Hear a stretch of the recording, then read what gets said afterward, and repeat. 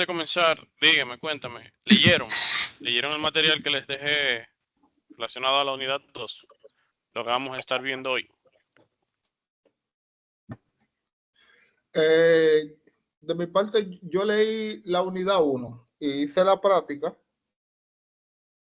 ¿Ok? Bien.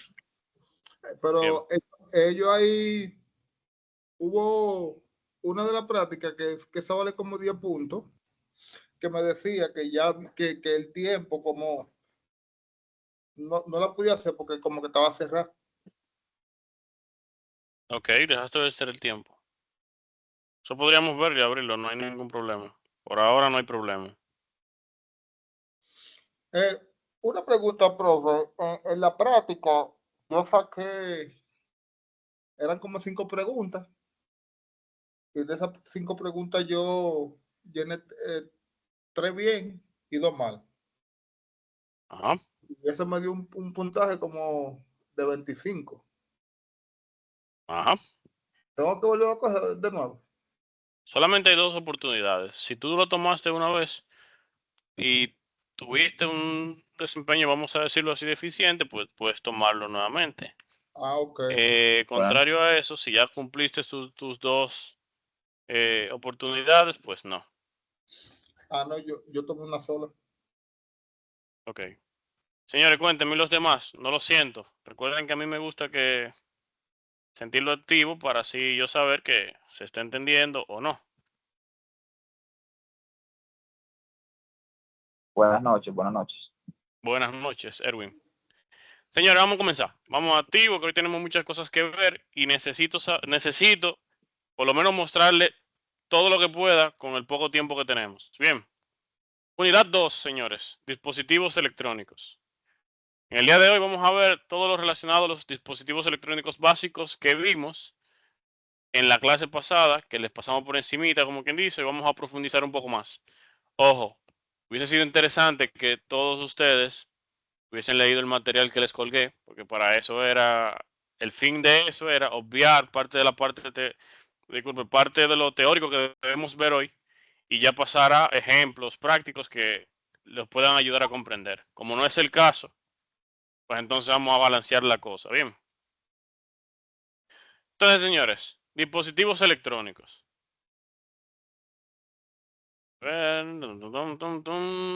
Vamos a arrancar. Recuerden, la electrónica es como la magia de la ciencia, donde la imaginación cobra vida a través de los circuitos y transistores. Bien, no simplemente reparar televisión y radio.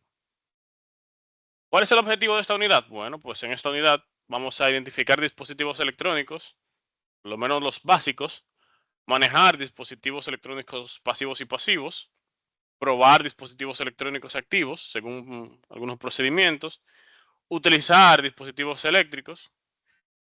Esos son los objetivos básicos de hoy. Como les comenté, el tiempo lo tenemos encima, pero vamos a tratar de balancear un poquito la cosa entre lo teórico y lo que pueda mostrarle a nivel práctico, pragmático. Yo, como les había comentado, tengo la costumbre de habilito mi cámara y le tengo una cámara con un close-up, si ven, que es para mostrarle a ustedes uno que otros dispositivos que les voy a mostrar. Me gusta mostrárselo aquí bien. Entonces, sobre la marcha, vamos a ir viendo cosas y se los voy a mostrar. Bien, vamos a hacer un balance. Recuerden, no se vayan sin dudas, señores. Digo, con dudas. Si tienen alguna pregunta, paramos, respondemos y aclaramos todo ahí. Bien, me gusta que participen. Aún sean preguntas que vayan a hacer, tírenlas. Bien, así la cosa es un poco más interactiva. Entonces, señores, hablemos de componentes electrónicos. Bien, antes de, me gustaría hacerle una introducción y un concepto que se nos quedó en la clase pasada es circuito. A ver, ¿qué es un circuito eléctrico o electrónico?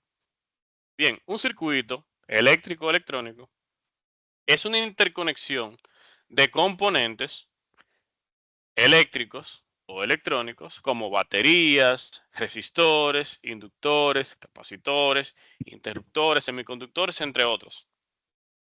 Bien, bien podríamos decir que un circuito no es más que la interconexión de los componentes electrónicos que hoy vamos a ver, que transportan la corriente eléctrica a través de una trayectoria cerrada. Bien, ojo con este punto que es importante. Debe ser a través, ellos transportan la corriente eléctrica a través de una trayectoria cerrada. Muy importante. Si no tenemos una trayectoria cerrada, pues no tenemos un circuito. ¿Y eso por qué? Bueno, la trayectoria cerrada se traduce a la creación de, disculpen, a la traducción de tener una diferencia de potencial, o sea, un voltaje. ¿Y un voltaje qué hace? Empuja. ¿Qué empuja el voltaje? Que lo estuvimos viendo la clase pasada. A ver, ¿quién recuerda? Electrones. Electrones. Electrones, maestro. ¿Y los electrones qué son? ¿El flujo de electrones qué es? A ver, el flujo de electrones, ¿qué es? ¿Qué es lo que empuja el voltaje? Aló, El paso de la corriente. o sea, recuerden que lo que bien se define, bien se entiende, bien se comprende. El flujo de electrones no es más que la corriente, señores. Bien. Simple y sencillo, la corriente. Por eso debe ser una trayectoria cerrada. Excelente. Entonces, dentro de un circuito, así notando, hay elementos que a este lo componen. Los principales, un componente, son los componentes. Los componentes es un dispositivo con dos o más terminales. Bien, en un ejemplo, le tengo aquí la imagen. Esto es un componente. Eso representa o es el símbolo, la simbología de una resistencia. Bien, tiene dos o más terminales, que serían un terminal y otro terminal. Bien, pueden ser capacitores, resistencia, etcétera, etcétera. Otro elemento son los nodos. El nodo es donde concurren dos o más componentes. O sea, es el punto donde dos o más componentes se unen. Ejemplo, esto es un nodo, esto es un nodo, esto es un nodo, esto es un nodo, esto es un nodo y esto es un nodo. Bien. Hay otros componentes que son las ramas, que son porciones del circuito comprendidas por dos nodos consecutivos. Una malla, que es cualquier camino cerrado dentro de un circuito. Bien. Una fuente, que básicamente se encarga de proporcionar la energía que alimenta todo el circuito. En este caso, esta es nuestra, no, disculpen, esta es nuestra fuente. Bien. Y un conductor, esto es nuestro último componente, que es un objeto material que permite el flujo de la corriente sin resistencia. Bien. En este caso, digamos que esto representa algún cable o alguna pieza de cobre que une los componentes. Bien. Hay dos tipos de circuitos, que son los circuitos series y los circuitos paralelos. Bien. Los circuitos series no son más que aquellos en los que cada componente. Disculpen, ok, siguen entrando. Bien, siguen entrando sus compañeros. Un segundito. Ok, hay circuitos serios, que básicamente los circuitos de serie, los componentes de estos van conectados, sus nodos, uno contiguo al otro. Bien, mientras que en el paralelo, los nodos van conectados entre sí cada uno. Bien, vamos a ver un ejemplo ahorita para ver qué diferencia hay entre uno y otro. Otros tipos de clasificaciones que se pueden dar a un circuito, puede ser por el tipo de señal, que son circuitos de corriente continua y corriente alterna. Recuerden que vimos los tipos de señales, que eran corriente continua y alterna. Sus principales características las desglosamos en la clase pasada. También por el tipo de régimen, que sea de corriente periódica, corriente transitoria o corriente permanente. Dígase, que la corriente curse por él forma periódica, o sea, cada X tiempo. transitoria, eventualmente y permanente de un flujo constante. Por tipo de componentes, pues pueden ser eléctricos o electrónicos. Dentro de los electrónicos hay una subclasificación que están los digitales, analógicos y mixtos. Bien, y por el tipo de configuración que ya hablamos es serie, paralelo o mixto, que básicamente el mixto es la unión entre circuitos series y paralelo.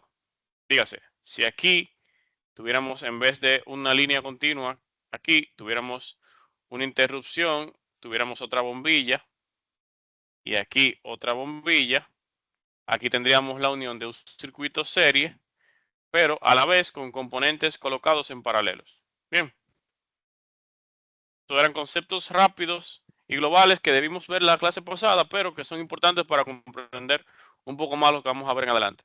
Preguntas, señores, hasta aquí. Todo claro, maestro. Excelente. Entonces, señores, continuemos. Vamos a hablar de nuestro primer componente.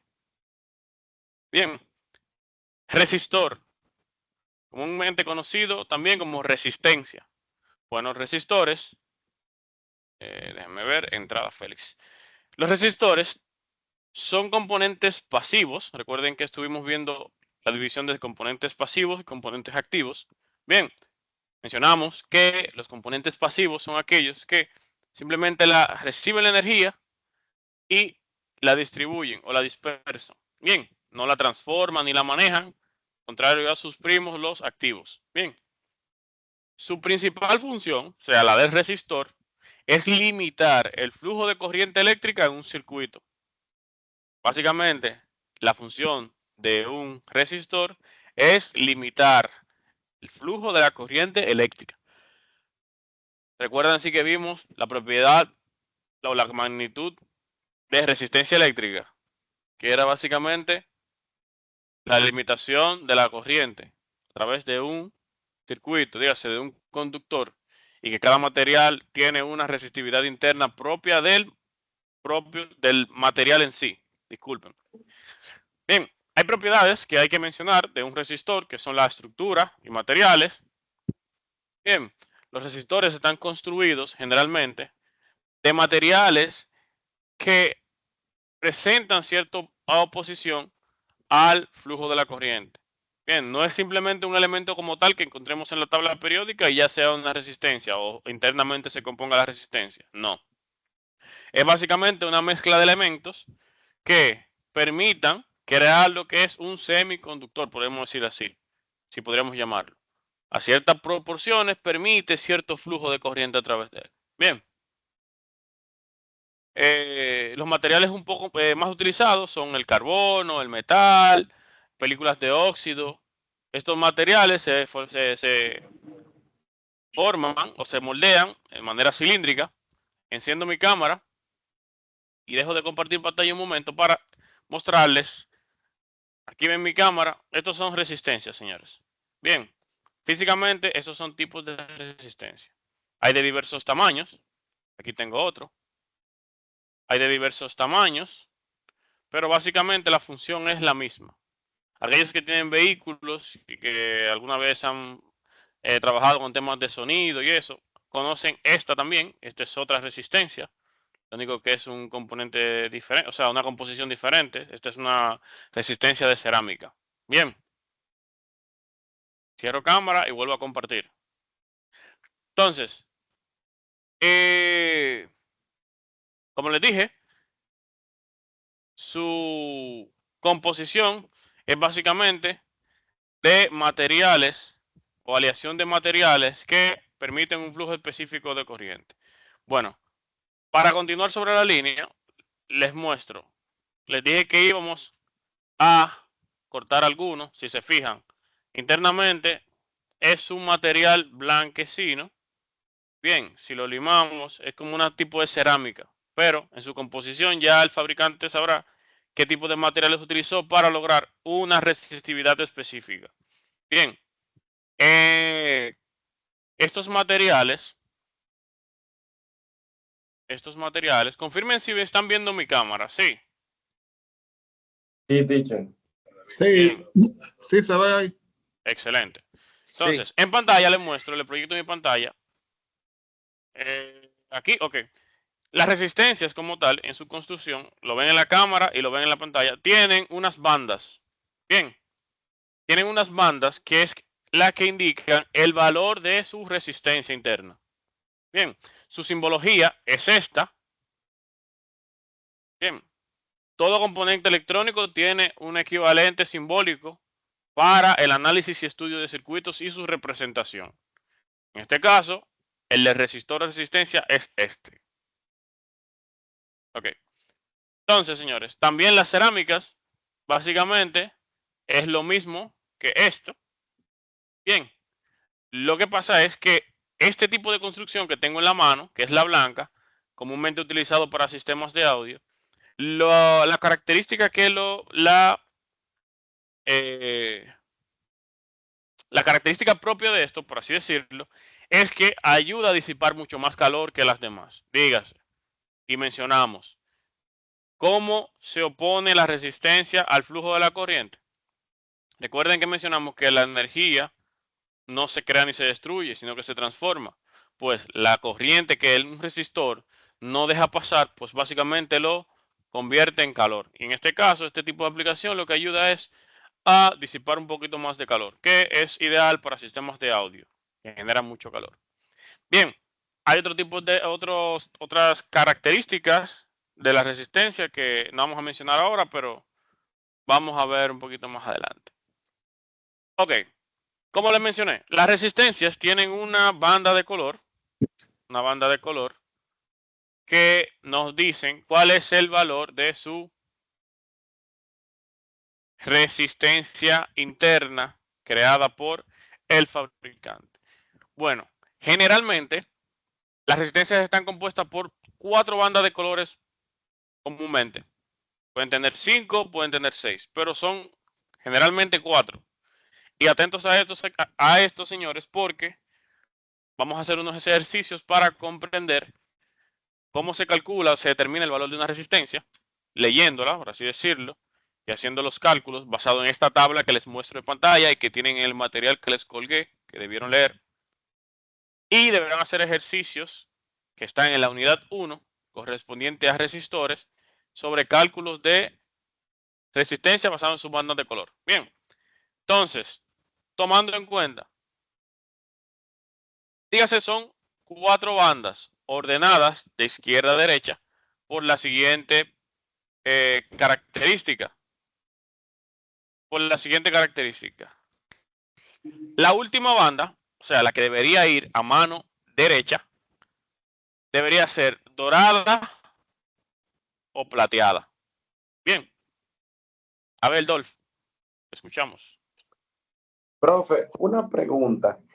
¿Cómo uno Sí. sabe que está ordenado de izquierda a derecha si uno, por ejemplo, agarra la resistencia, o sea, si la agarra mal, vamos a decirlo así, o la agarra inversa? Sí, ¿Cómo sí, uno se da claro. cuenta que está ahí? Usted Ahora sabe. mismo te explico. La Dele. última banda Ajá, de color, la que usted dijo, dorada y plateada. exacto, debe tener color dorada o plateado. Bien, debe Ok, ser dorado o plateado. ok, eso debe Difícilmente. ser, Y en siempre ser a casos, la derecha. sí, el color dorado y plateado siempre se debe colocar a la derecha. Bien, muestro en cámara un ejemplo.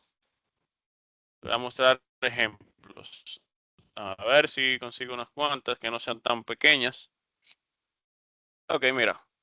Aquí tengo una, no sé si se ve. Bien. Esta, regáleme un segundito.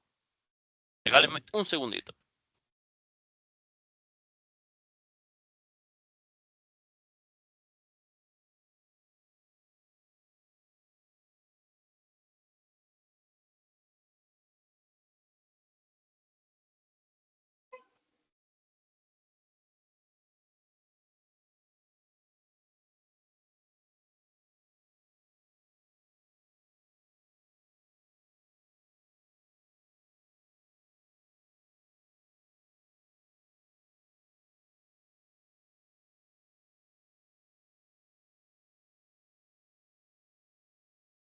Ok, vamos allá. Mira aquí, Dolph. tengo esta resistencia. Si te fijas, o si se logra ver, la resistencia tiene 4 bandas de colores, pero la que debería estar a mi mano derecha es, en este caso, la dorada. Bien, que indica el nivel de tolerancia. Tomo otra resistencia que tengo aquí. Igual en este caso es la dorada. Déjame ver si tengo alguna que tenga. En este caso, la banda es de color plateado. Bien, siempre esos son los casos. En la mayoría de fabricantes son los que utilizan. La banda dorada o plateada debería estar del lado derecho para su lectura. Bien, yéndonos así. El lado izquierdo, la primera banda indica un valor decimal. Dígase, en este caso tenemos, el caso que tengo en pantalla, tengo azul. Su valor decimal, de acuerdo a la posición de la banda número 1, sería 6. Bien, colocamos un 6. La segunda banda también es un valor decimal. Sería rojo. En este caso, el rojo corresponde al número 2. Bien, y la tercera banda ya es la multiplicadora, que equivale a multiplicar este valor que ya tengo por la cantidad de ceros o por el valor multiplicativo que indique su color. En este caso es el color verde. Me dice que tengo que multiplicar este color, o este valor, disculpen, por 100,000. Bien, que es que me indica el color verde. Si multiplico por 100,000, eso me daría un valor de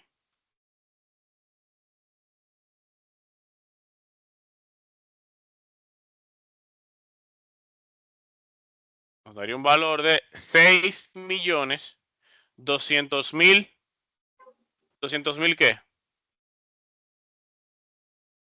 Si estoy midiendo resistencia, estoy midiendo.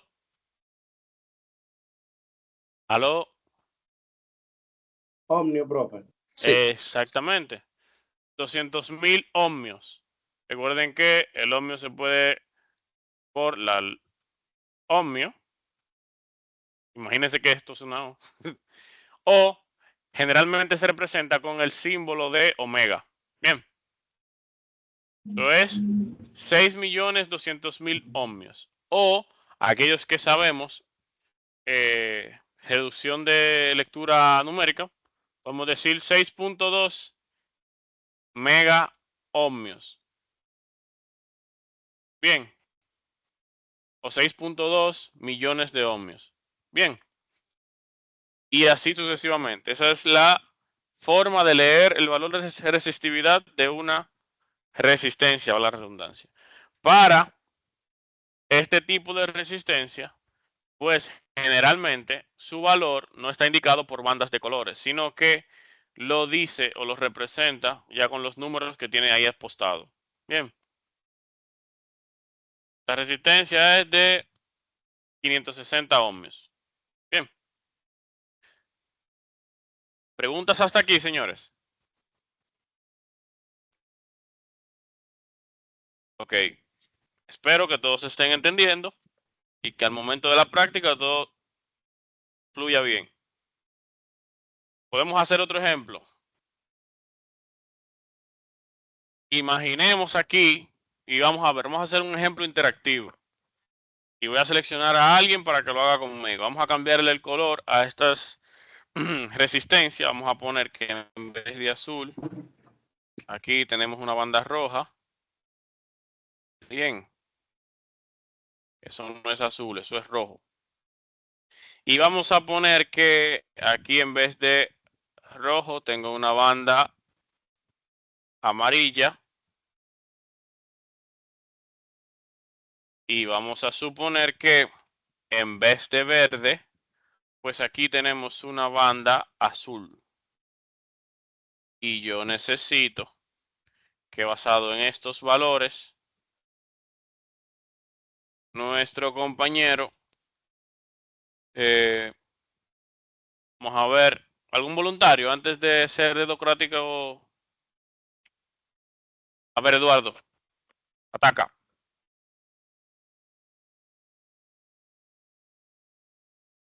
Te escuchamos, Eduardo.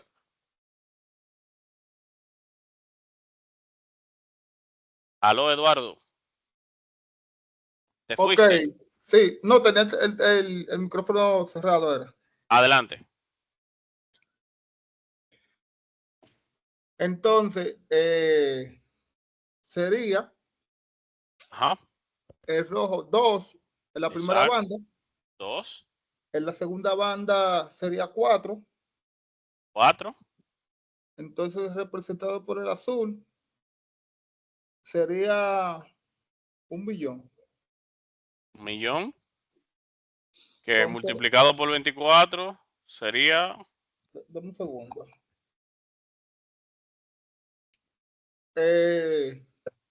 4 millones. 2.4, no. Multiplicado 24 por 1 millón sería 24 millones. 24 millones. Exacto. 24 millones de ohmios o 24 mega ohmios. ¿Verdad? Bien. Sí, sí. No hay preguntas hasta ahí, señores. ¿O sí? Teacher, cada 1 millón se vuelve un mega ohmio. 1 millón. Lo que pasa es que mega en la simplificación matemática es 1 millón. Cuando decimos un megabyte Exacto, es básicamente 1 millón de bytes. Cuando decimos un megakilo, un megagramo, por ejemplo, 1 millón de gramos. Ok, Bien. ya entiendo. Soy igual que Cuando decimos un mega ohmio, es 1 millón de ohmios. está bien, está bien. Bien. Eso es Bien. simplemente simplificación Una matemática. forma simple de decir. Exactamente. ¿Preguntas hasta aquí, señores? Ok. Ahora tenemos el cálculo de la resistencia como tal. Bien. Vamos a ver ahora a qué corresponde estas dos señoras que tenemos aquí. Porque ya vimos todo esto, que son básicamente valores y multiplicadoras. Pero no hemos visto lo que corresponde a la tolerancia. Bien. Les mencioné ahorita que la tolerancia generalmente es dorado o plateado. Pero en casos muy específicos y no muy comunes también hay tolerancias que son marrón y rojo. Bien. Pero otra cosa que podemos tomar para ver cuál es la banda de la tolerancia es que físicamente las distancias entre estas bandas son más equitativas. Bien, están más cercas. Y esta está mucho más distanciado de las demás. Claro ese dato ahí. Ok. Sí, maestro. Corremos el ejemplo que nuestro compañero Eduardo hizo y seguimos, continuemos con lo que estábamos haciendo inicialmente. Bien, señores, ya tenemos que nuestra resistencia aquí es de 6.2 millones de ohmios o 6.200.000 ohmios. Bien, nos dice que la tolerancia de esta es dorada, o sea, tiene una tolerancia de 0.1 ohmios. Bien, ¿quién me dice a qué refiere la tolerancia? A ver, ¿quién se hace alguna idea? A ver.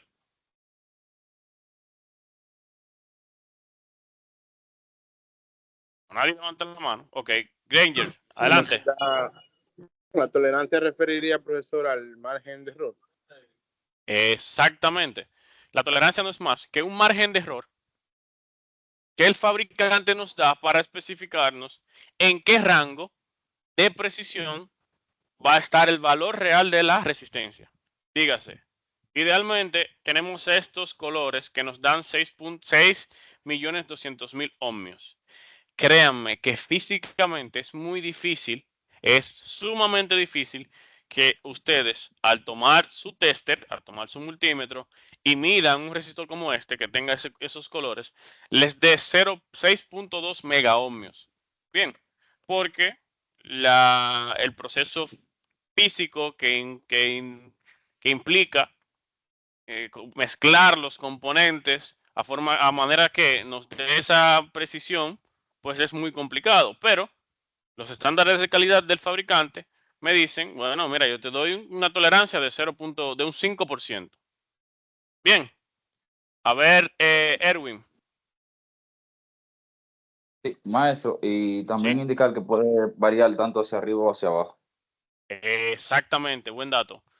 Como dice nuestro compañero Erwin, puede variar hacia arriba o hacia abajo. Ejemplo, tenemos el caso aquí de nosotros, voy a poner la calculadora para aquellos incrédulos y para que sea un poquito más rápido.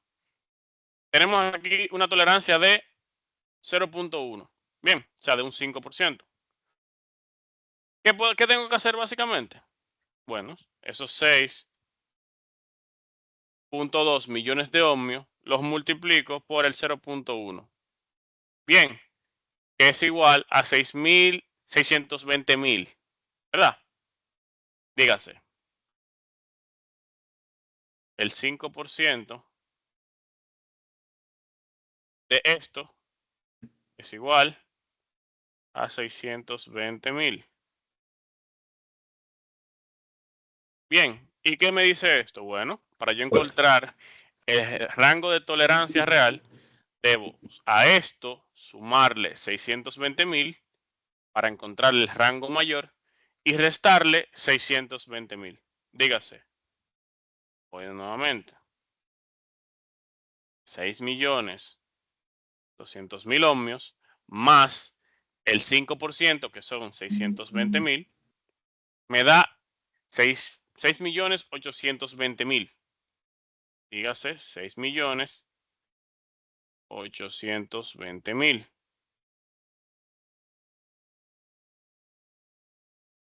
Este es mi rango superior. Rango superior. Bien. Ahora, para buscar el rango inferior, el mismo procedimiento, menos 620.000. Y me da 5.580.000. 5.580.000. Que sería mi rango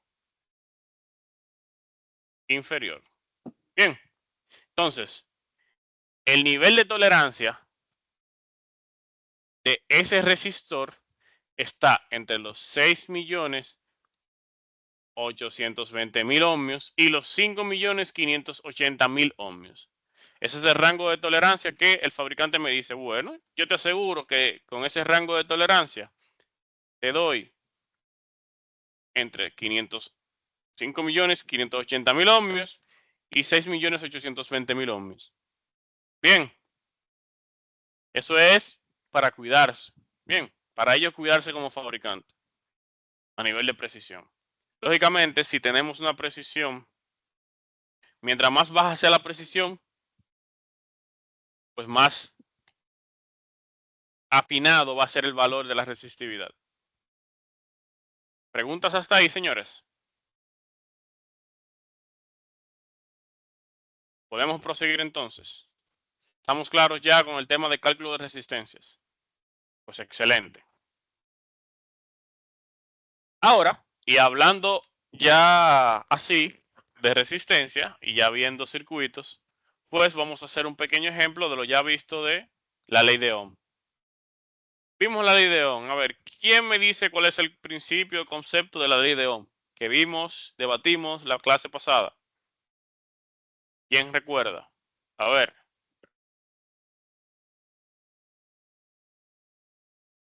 Solamente le conozco la voz a Eduardo, a Erwin, a Adolf. A ver, Víctor. Buenas noches, ¿me escucha? Sí, te escuchamos, Víctor. Cuéntanos. ¿Qué dice la ley de Ohm? La podemos interpretar de la ley de Ohm y de esa ecuación una expresión como la siguiente, que en una corriente eléctrica I, indicando la corriente, el voltaje sería inversamente proporcional a la resistencia que hay en el circuito. ¿Correcto, profe? No, realmente no. No. Lo que es inversamente proporcional La corriente. a la resistencia es la corriente.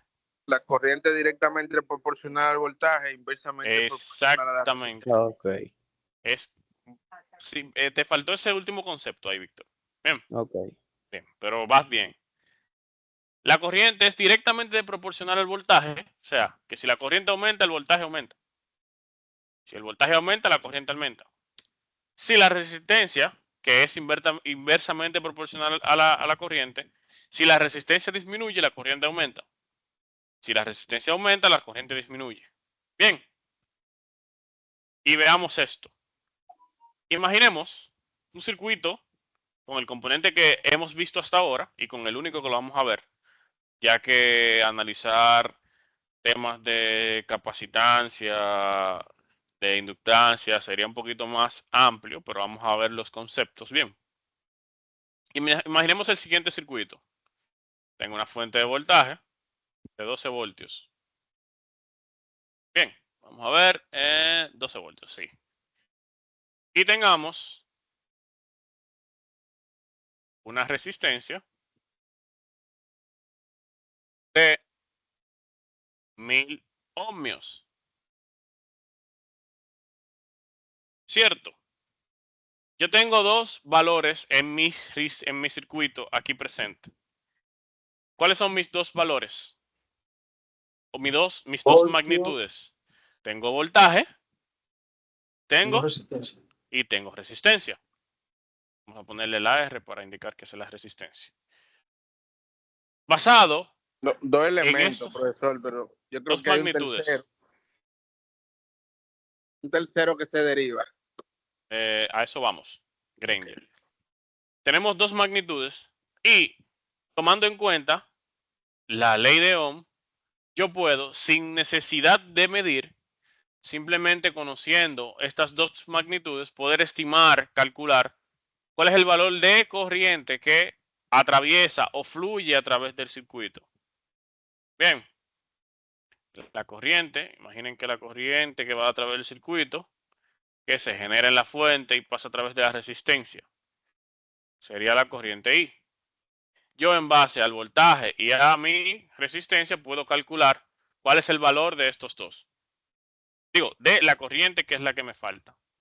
¿Qué me dice Ohm? Bueno, pues la corriente que pasa a través del circuito es igual al voltaje, que serían 12 voltios, entre la resistencia, que serían 1000 ohmios. Aquellos que conocen de equivalencia matemática también es a 1 kilo ohmio. Kilo, el prefijo de 1000. Bien, ese sí lo conocen. Que sería igual a los 12 voltios, aquí para los incrédulos,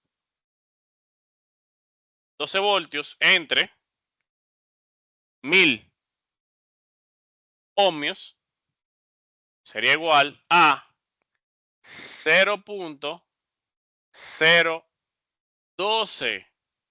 ¿Qué? ¿Qué estoy midiendo? ¿Qué estoy buscando? ¿Qué estoy calculando? Amperes. Amperes. Amperios. Bien. Esa es la utilización de la ley de Ohm. En otra equivalencia matemática, aquellos que saben, mueven el punto, 3 espacios, y básicamente dicen 12 miliamperes. Bien. Profesor, ¿y cómo yo sé que usted me está hablando de verdad y no me está hablando de disparate? Excelente. Podemos recrear este mismo circuito que estamos viendo aquí, pues en un simulador y ver, ¿cierto? Vamos a ver, le había hablado de este simulador. ¿Sí le había hablado de él? Se los dejé inclusive en la plataforma. Lo tienen en la plataforma, tienen el link directo para su descarga. Excelente, vamos a ver. Te dice que eso es verdad. Bueno, vamos a tener nuestra fuente de voltaje. Bien. Y vamos a buscar dentro de los elementos pasivos o componentes pasivos una resistencia. Bueno, mi resistencia es de 1 kilo. Bien. Bien. Mi resistencia de 1 kilo.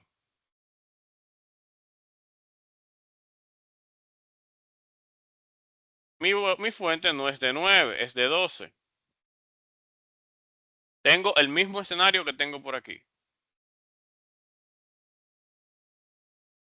Y 12 voltios en la fuente y 1000 ohmios.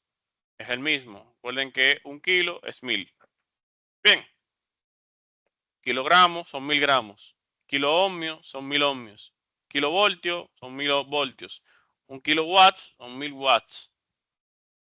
Entonces, según el profesor y los cálculos que él hizo, aquí vamos a poner a visualización de flujo de corriente. Esa corriente que pasa por ahí es equivalente a 12 miliamperes o 0.012 amperes. Bien, aquí simplemente no podemos verlo. Bueno, aquí el puntero me permite medir el flujo ideal y aquí nos dice 12 miliamperes. Pero para aquellos incrédulos aún, podemos ver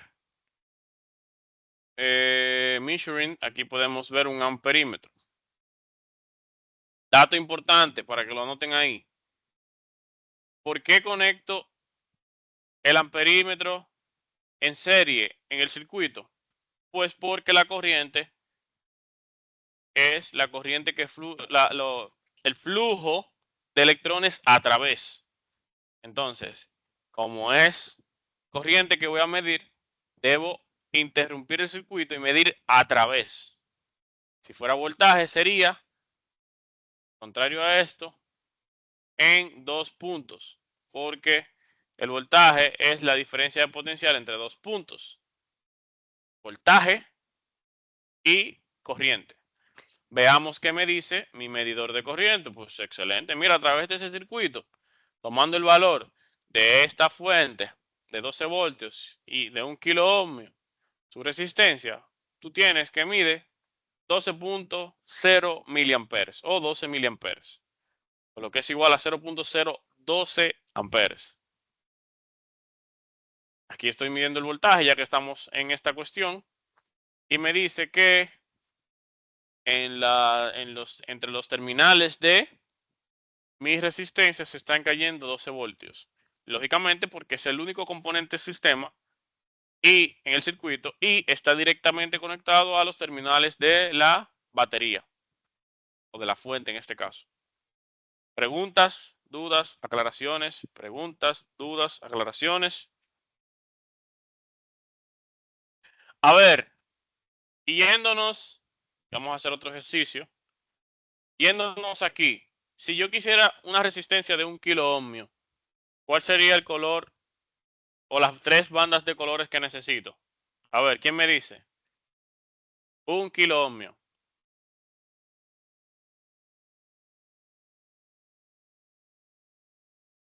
Chararam, chan, chan, chan. Profe, yo creo Sí, dime. que sería la banda 1, por ejemplo, en la banda 1, 1, banda 2, 1, y luego en la banda, el multiplicador en la banda 3 sería el naranja. ¿Seguro?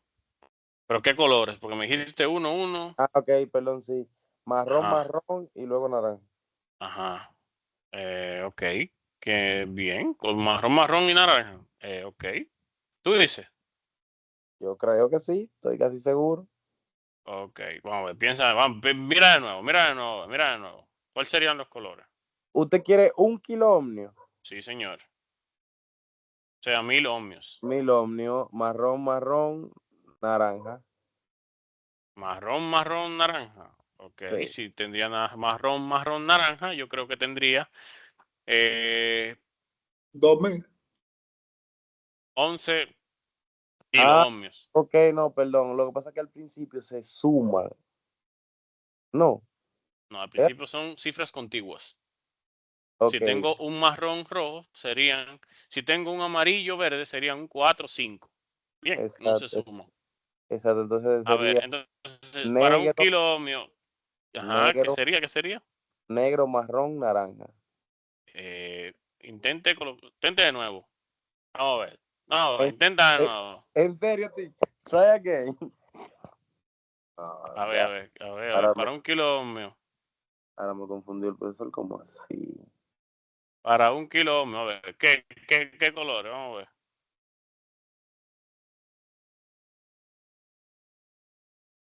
Para 1 kilo ohmio, a ver. Es que debería ser así, teacher. Negro, Ajá. que no tiene ningún valor prácticamente. Veamos, veamos. Luego marrón. Entonces tiene que quedar tranquila porque ustedes echaron por ese color oscuro, mi niña. Y luego No sé, mi amor. entonces No me vean. uno por 1000 es 1000 igual. Debería ser así, negro, marrón y por último naranja. A ver, intenta de nuevo. Ustedes pueden. A ver, Víctor.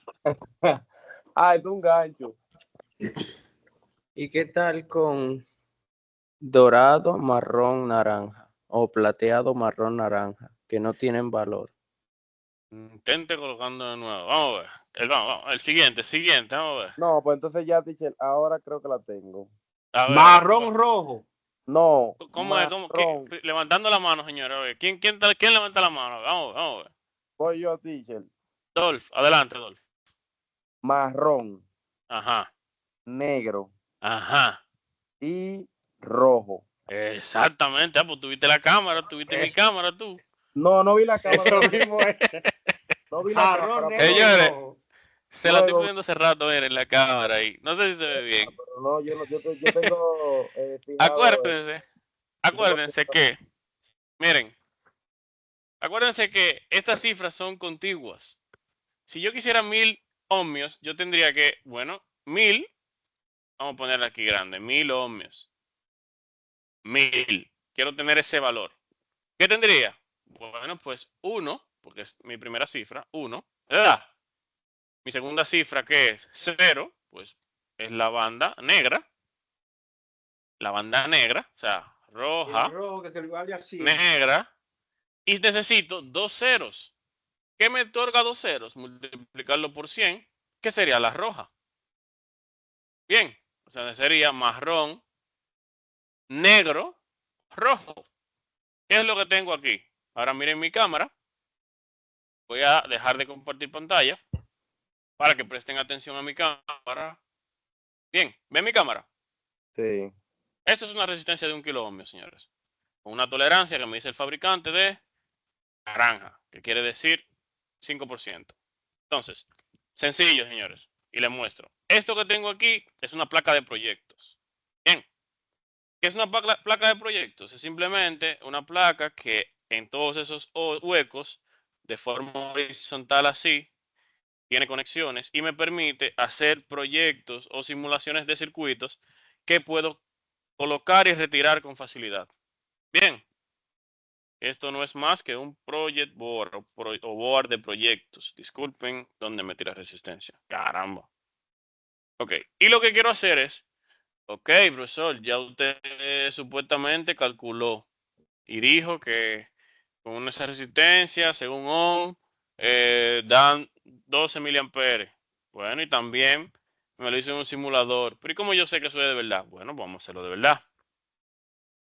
Por aquí tengo otra resistencia. No sé dónde metí, caramba. Ok, míralo aquí. Tengo mi resistencia. Bien, en mi board de proyectos, yo lo tengo conectado aquí en las terminales, en las pistas rojas, un voltaje positivo de 12 voltios, como estamos en la simulación, y en el azul, que sería nuestro negativo o tierra. Bien, entonces yo coloco mi resistencia. Excelente. Tengo mi resistencia de 12 voltios. Bien, este es un multímetro. Me imagino que todos están asociados a qué es un multímetro. Este es un multímetro, este es de la marca Fluke y me permite medir valores de voltaje directo, continuo, voltaje alterno, ohmiaje y continuidad y amperaje. Bien, estos son los parámetros que este multímetro como tal o las magnitudes que me permite leer. Bien, entonces, primero, vamos a colocar el multímetro en ohmiaje. Bien, vamos a medir el valor de la resistencia que estoy utilizando. Y vamos a demostrar ahí lo que hablamos ahorita de la tolerancia. El fabricante me dice que es 1 kilo ohmio, Pero vamos a ver si es verídico esto. Colocando los dos terminales a cada extremo de mi resistencia, yo voy a verificar si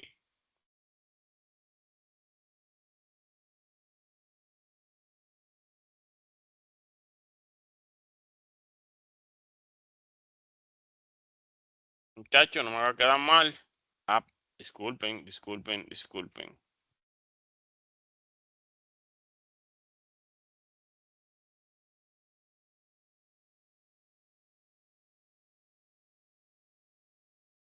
Veamos.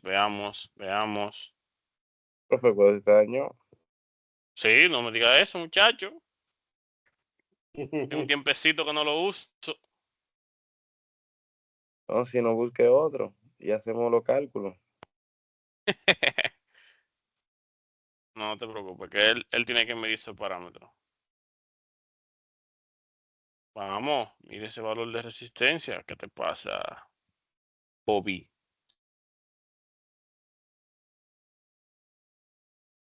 No, él está negado con la resistencia, señora. Y no tengo el otro aquí. Pero, igual, vamos a ver si otra magnitud no me hace quedar mal. Tenemos nuestro circuito. Si se fijan aquí, un terminal de la resistencia conectado a al polo positivo. Y simplemente en nuestro circuito que estuvimos viendo, el otro terminal está directamente conectado a negativo. Bien. Vamos a ver, directamente conectado a negativo. Se supone que a través de esa resistencia debería estar circulando. ¿Qué? En la terminal de esa resistencia, ¿qué debería haber? Idealmente 12 voltios. Bien, déjame colocarlo aquí. Idealmente 12 voltios. Bien. Y efectivamente, al borde de cada nodo tengo 12 voltios. Bien. Así como medimos en el simulador con la indumentaria. Entonces, colocando, vamos a ver si la corriente directa me la mide, que creo que no. Y dejé el otro tester. No, no me va a medir el corriente. Le debo eso. No me va a medir, porque este es solamente para corriente alterna. Le debo para la próxima clase en la medición de la corriente directa. Tengo que traer el otro equipo, que es un poquito más diverso. Entonces, señores, simplemente le quería hacer estos ejemplos práctico teórico con relación a resistencia. Pero debemos seguir avanzando, señores, porque solamente hemos visto resistencia y nos falta unas cuantas más. Bien. Antes de preguntas.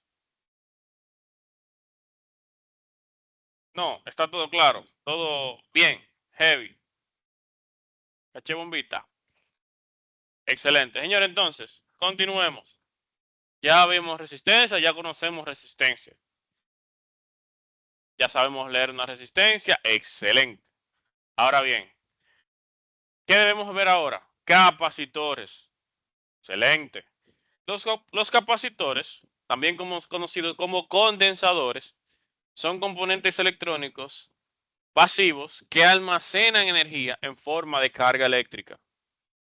Capacitor, su composición más básica consiste en dos placas conductoras separado por un material aislante. Bien, su estructura básica consta de dos placas, literalmente dos plaquitas, separadas por puestas en paralelas, separadas por un material aislante o dieléctrico. Bien, estas placas están generalmente hechas de aluminio, que ustedes conocen que es un conductor, o de estaño, bien, que están recubiertas por una capa de óxido metálico para aumentar básicamente su área superficial. No es ni más ni menos. Los capacitores vienen de diversas presentaciones, tanto como estos que les pongo en pantalla, teniendo en cuenta que este raro que está aquí no es más que un capacitor variable. O sea, que ese capacitor, moviendo este émbolo de aquí, pues varía su nivel de capacitancia.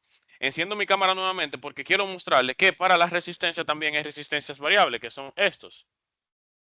Estos, comúnmente conocidos como potenciómetros, son básicamente resistores variables que al girar el palote o el émbolo, simplemente varía la resistencia entre un nodo y otro. Tiene 3 nodos. Básicamente sería una diferencia equitativa entre un nodo con relación al del centro y el otro con relación al centro. Bien.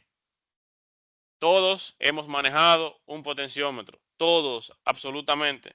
Si usted bajó el volumen de su radio, ya sea en su casa, en un carro, usted está variando un potenciómetro. Al igual que un condensador variable. Si usted cambió una emisora en su radio, usted varió un condensador variable. Digo, manipuló un condensador variable, disculpen. Así que todos nos hemos relacionado con estos componentes. Lo que quizá necesito saber, por ejemplo, ahora, ¿quién sabe o quién se ha hecho la idea anteriormente de esto? ¿O quién si ahora está sabiendo que ha manipulado estos tipos de componentes? ¿Quién sabía que había manipulado cuando cambia la emisora un condensador variable? ¿Todos sabían? Creo que sí. Yo tenía nociones, profesor. Excelente. Que somos viejitos. Inteligente. Esa es la generación de cristal de ahora que todo es touch. Excelente, señores. Entonces, todos estos son condensadores de diversos tipos. Para los condensadores, señores, no hay un código de colores. Bien, los condensadores se leen directamente, pero tienen una nomenclatura. Los condensadores, vamos adelante primero. Los condensadores, primero, este es el número inicial y el tercer número en este tipo es la cantidad de ceros. Bien. A veces están acompañados de un carácter alfanumérico que indica el nivel de tolerancia, así como las resistencias. Recuerden que es el nivel entre lo que el fabricante me da al margen. Ojo, esto se mide en faradios, generalmente en microfaradios. En este caso, si tenemos un 10, que son las dos primeras cifras, y un 4, que es la cantidad de cero, bien, esto equivale a 10.000 microfaradios. Cosa a considerar, nunca son faradios, debido a que un faradio es una magnitud absolutamente absurda y elevada. Por lo que los fabricantes especifican estas cifras en microfaradios. Bien, recuerden, dos primeras cifras numéricas como los resistores y esto, disculpen, ahí falta un cero, la cantidad de cero. Serían 100.000 microfaradios. El carácter alfanumérico que precede a estos números generalmente es el nivel de tolerancia. Bien. Y si antecede aquí unos valores, ya sean numéricos o alfanuméricos, eso especifica el nivel de tensión. Que aquí tienen una tablita de a qué corresponde. En este caso, 2A es un capacitor hecho para una tensión máxima de 100 voltios. Bien, si fuera 1H, ¿sí? Usted está presentando la diapositiva porque no la veo ahora. Señores, ¿por qué no se quedan, no hablan? No está, ahora sí la ven. Sí, teacher. Wow, solamente tú estás prestando atención, Dolph. Excelente. Entonces vamos atrás nuevamente. Volvemos atrás.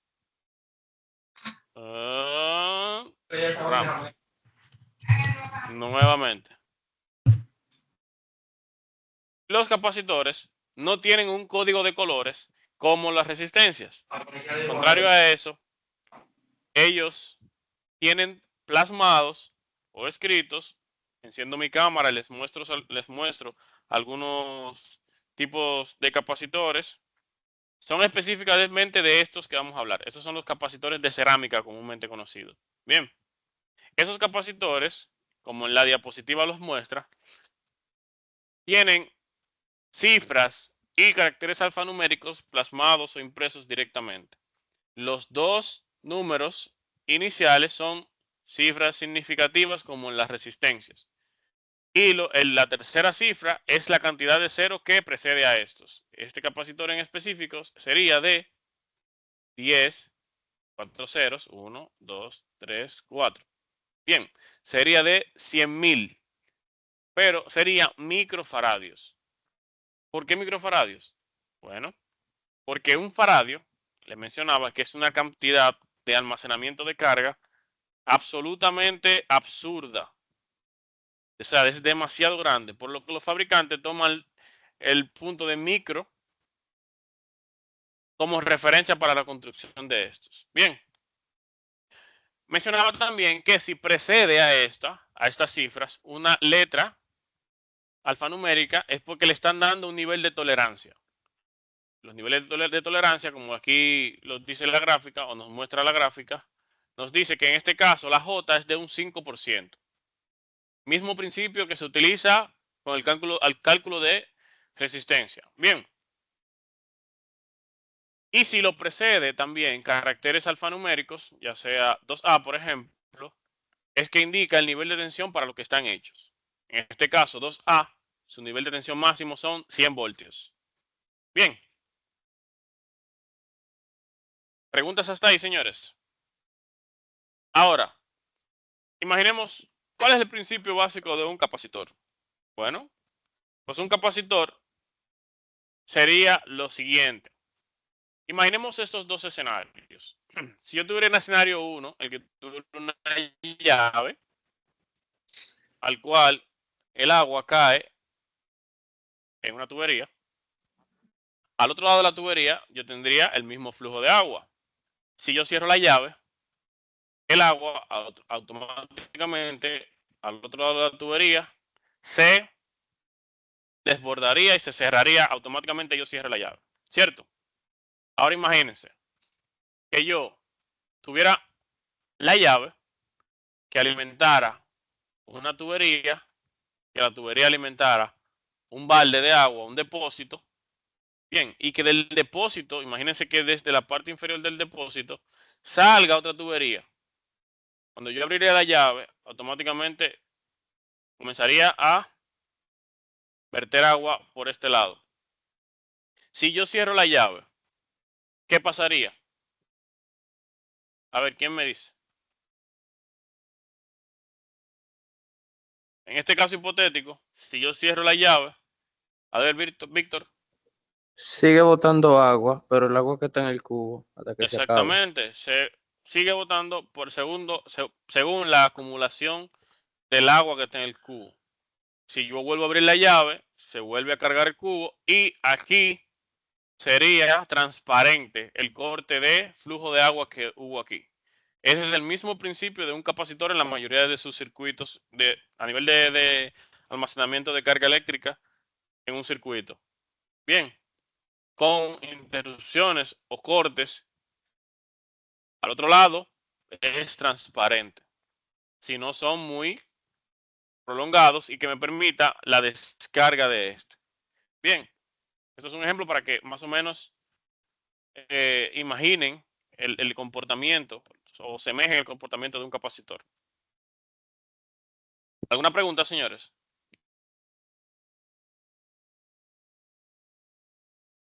Todo claro, David. No, maestro, todo claro. Excelente.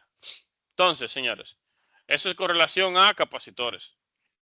Antes de seguir, pues le muestro, vimos los de cerámica, pero también hay otros tipos de capacitores, que son los electrolíticos.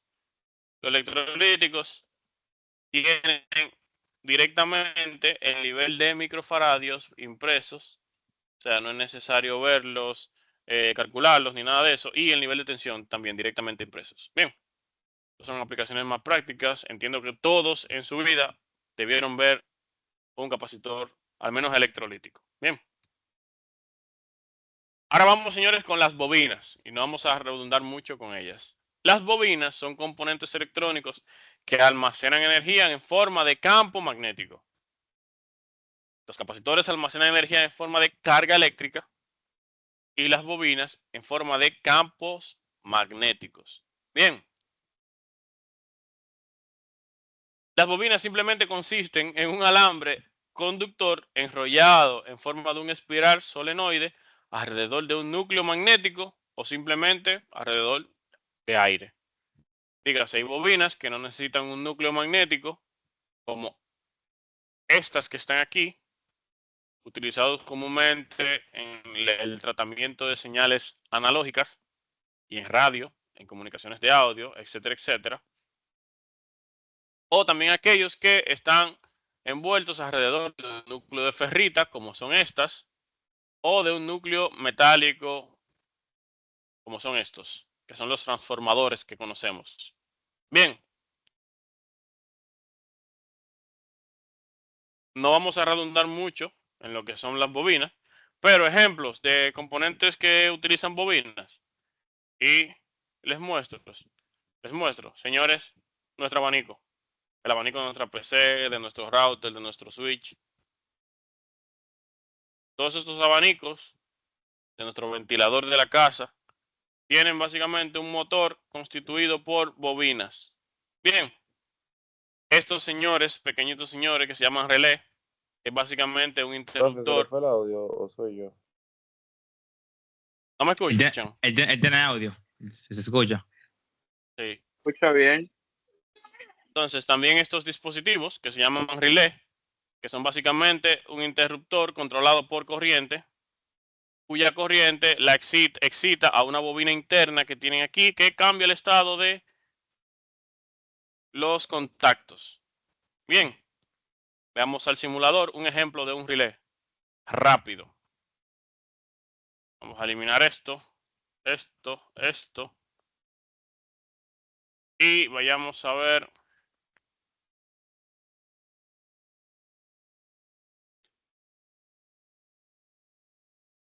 Output components. Esto es un relé. Relé tiene dos terminales que básicamente son una bobina que vamos a darle aquí.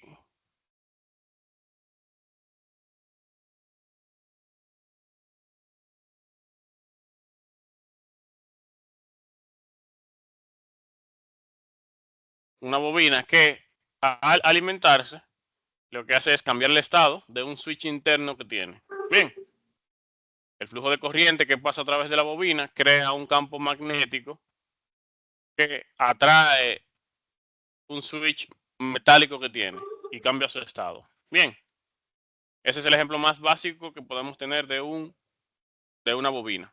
Bien, la parte del ventilador que le acabo de mencionar y los transformadores, que es simplemente la inducción, que utiliza el principio de inducción electromagnética para generar un voltaje. Bien. ¿Preguntas hasta ahí? Tomando el mismo principio del cálculo de los capacitores, asimismo son las bobinas en algunos casos. Contrario a ellos, hay algunas construcciones de bobinas que sí parecen o asemejan una resistencia. Bien, pero su valor no es en ohmios, sino en joules. Continuemos, señores, que hay mucho que ver. Ahora veamos y hablemos de los diodos. A ver, ¿quién tiene una idea de qué es un diodo? ¿Quién me dice? ¿Quién ha visto un diodo? Oh, todos teacher, yo creo. Todos, absolutamente todos, señores, han visto un diodo. Edwin, adelante. Exactamente, maestro, que todos hemos visto un diodo en algún momento. Excelente, Edwin. Oh, Señores, dicen todos que hemos... el LED es un diodo. Exactamente. El que más comúnmente todos conocen es el diodo LED. Bien. A ver. Veamos a ver algo. Necesito, señores, que para la próxima clase alguien se ofrezca a hablarnos de la ley de Lenz y de Faraday. Para los temas que hemos visto de capacitores y bobinas, pues nos los explique un poquito más a nivel de principio. ¿Quién se ofrece? Hablar de la ley de Lenz y de Faraday. Eurin, ¿tú te encargas? Sí, maestro. La ley de Faraday y Lenz. L-E-N-Z. Lenz. Ok, perfecto, maestro. Yo me encargo. Excelente. 5 minutos. No Algo podemos claro y tomar uno y conciso. uno. Sí. Pueden tomar uno y uno. ¿Quién es? Euring y quién? Armstrong. Ok, No, Armstrong, Faraday. tú puedes tomar Faraday y Euring Lenz. Listo. Perfecto. Bien. Cada quien 5 minutos y ahí ustedes van a desglosar. Entonces, señores, eso es para ampliar un poquito más conocimientos a nivel de lo que son capacitores y bobinas. Bien, para no sobreabundar mucho. Señores, diodos. Los diodos son componentes electrónicos que permiten el flujo de la corriente eléctrica en una dirección y bloquean el paso en otra dirección. O sea, un diodo solamente permite el flujo de la corriente en una dirección, no en otra dirección. Bien, solamente en un sentido. ¿Cuál es la estructura y funcionamiento del diodo? Pues excelente, eso es sencillo y nos va a ayudar a introducir a lo que vamos a ver luego. El diodo consta de dos regiones semiconductoras. Una región P cargada por... No vamos a comer ansias. Una región P y una región N. La región P, conocida como ánodo, contiene átomos de impureza que generan huecos, o sea, cargas positivas, en la estructura atómica del material que lo compone, que generalmente es un semiconductor. Bien, si recuerdan lo que les comenté, de que un semiconductor es un elemento que en su estado natural no conduce la corriente, pero bajo ciertas condiciones que le mencioné, que era básicamente el dopaje, que no es más que ensuciar o cambiar átomos de su composición con otros componentes que permiten el flujo de la corriente. Bien, imaginemos eso como una región P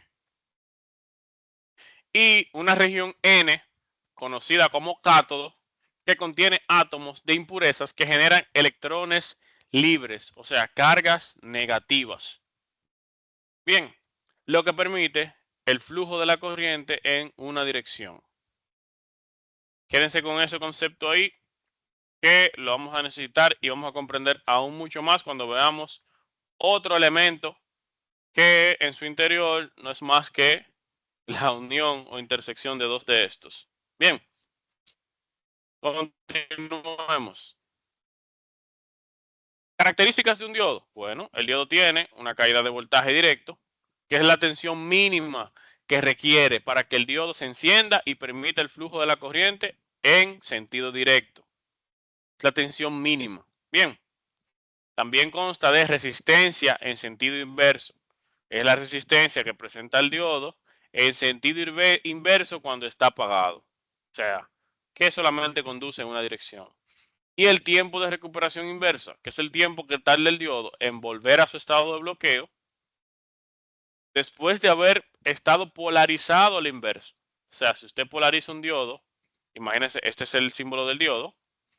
Si usted alimenta un diodo negativo positivo, negativo en el ánodo, positivo en el ánodo y negativo en el cátodo, ahí hay un flujo de corriente. Si usted intercambia esas polaridades, el diodo entra en bloqueo y no conduce la corriente. El tiempo de recuperación es el tiempo que cuando usted vuelve a polarizar nuevamente este diodo, vuelve a fluir la corriente. Es un tiempo absolutamente ínfimo, es imperceptible, pero es un tiempo. Bien, hay diversos tipos de diodo. Conocemos el diodo láser, que literalmente es el láser. Los láseres que conocemos son un diodo como esto, que emite un tipo de luz tan fuerte, tan concentrado, que permite la visibilidad a través de su propagación en un medio. Comúnmente lo conocemos en el medio, en el aire. Bien. Está el diodo Zener, que son diodos que se utilizan para determinar caídas de voltaje. Está el Schottky, el varactor, el rectificador, que es el más famoso después del LED, aunque ustedes no lo conozcan. Bien. Está el famoso por excelencia, el diodo LED, que todos hemos... a ver, Dolph. Profe, usted sabe que yo tengo un televisor TCL y Ah. hace unos meses me pasó algo, que el televisor encendía pero no se veía. Mucha gente me Ajá. dijeron, o sea, varios técnicos me dijeron, esos son los LED, yo te arreglo eso. ¿Qué tamaño es? Yo digo TCL 43 pulgadas. Tú me traes 9,000 pesos y yo te arreglo eso. Y yo digo, pero cuando el televisor encendía, me emitía la luz de la pantalla, se veía y de repente como que se caía. Yo dije, eso no son los LED. Y empecé a probarlo. Un amigo mío que se llama John, que está por aquí, me dijo, no, pero los diodos, o sea, los diodos tú los mides, mira, tú así, que sé yo qué, y tanto conocimiento que ha brindado, me ha regalado en el paso del tiempo. Yo dije, no, yo voy a arreglar ese televisor yo mismo. Y busqué mi tester y empecé a medir. Y era un diodo de eso, un rectificador. Oiga, Exacto. una cosa que, bueno, lo encontré en una tarjeta vieja, en otra tarjeta, el mismo diodo. Y dije, míralo aquí, el hombre. Lo desoldé, lo quité y con estaño lo volví a soldar en el televisor. Ahí está el televisor nítido. ¿Sabes cuánto me salió la reparada? En Gratis, nada. Sí. gratis. Es así, es así. Los televisores, como tú mencionaste, generalmente cuando son LCD, lo que tienen una película de cristal líquido en el cual se forman las imágenes y detrás tienen una configuración de proyección de luz de LEDs, que literalmente son LEDs colocados en una tira o según la disposición del fabricante, que proyectan la luz y así tú puedes ver la imagen. Bien, eso era lo que nuestro compañero Dolph estaba mencionando. Entonces, señores, estos son los diferentes tipos de diodos que hay, que comúnmente ustedes han visto, son el LED, pero también, como nuestro compañero menciona, hay rectificadores yo creo que son, a nivel electrónico, son mucho más utilizados y son más variantes que el diodo LED, porque el rectificador, aparte de impedir el paso de la corriente de un sentido a otro, estos son los encargados, en una configuración específica, de convertir la corriente de alterna a directa. Bien, estos son los responsables, los señores que se encargan de que a sus dispositivos como laptops, router, etcétera, etcétera, etcétera, no le llegue corriente directa porque ellos son los que convierten la corriente alterna a la corriente directa que utilizan. Bien, esos son los responsables directos. Bien, si nos podemos desglosar los tipos de diodos, no terminamos hoy. Bien, cosa que hay que mencionar, el diodo tiene un ánodo y un cátodo. Su simbología original es esta. Y estos son la clasificación de algunos de los tipos de diodos que hay. Por aquí está nuestro diodo LED. Bien, el fotodiodo, que básicamente un fotodiodo, en su mayoría de casos, son lo que recibe la señal, por ejemplo, poniéndole un ejemplo a todo, de el control del televisor. El televisor tiene un diodo LED infrarrojo y el control, digo, y el televisor tiene un fotodiodo que recibe, poniéndole ejemplos así generales. Repito, si nos ponemos a mencionar todos los tipos de diodos basados en su simbología y sus funciones, no terminamos hoy. Bien, así que continuemos. Aquí le dejo este material, lo tienen también en su guía, por si quieren profundizar un poquito más en todo esto que estamos viendo, pues siéntanse en la libertad, señores. Continuemos. Entonces, llegamos a donde íbamos.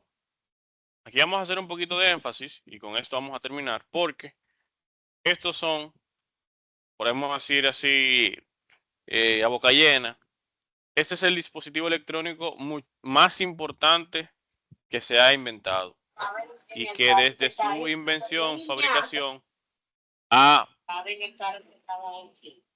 cambiado o ha transformado drásticamente el mundo de la electrónica y la modernidad que conocemos actualmente. Bien, y es el transistor, señores. Los transistores son dispositivos semiconductores utilizados en la electrónica para amplificar o controlar el flujo de corriente eléctrica. Bien, los componentes esenciales en una amplia variedad de dispositivos y sistemas electrónicos son estos señores que están ahí. El transistor, siendo mi cámara, puede venir en varias aplicaciones como estas, que es la que están viendo en pantalla. Bien. Estas, que también la ven en pantalla. Bien. O estas, que también son otro tipo de configuración. Esto es un transistor. Bien. A ver, veo la mano de Armstrong. Adelante.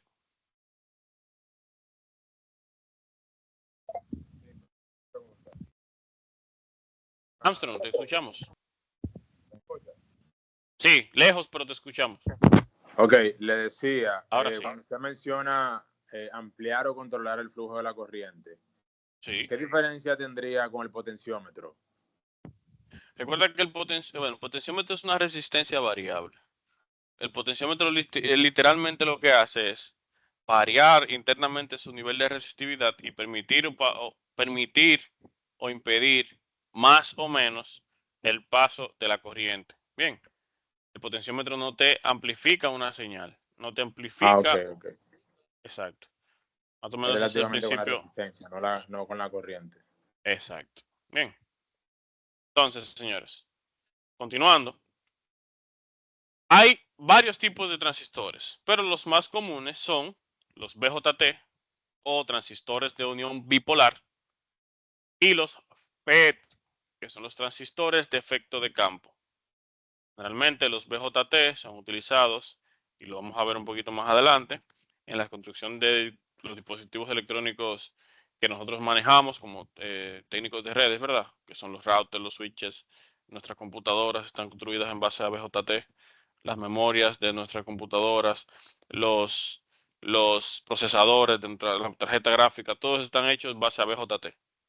Ahora, los amplificadores de audio que nosotros tenemos en nuestro vehículo, que nosotros tenemos en nuestra casa, los inversores que lamentablemente tenemos que tener en nuestra casa, están hechos basados en FET. Bien, en configuraciones de los FET.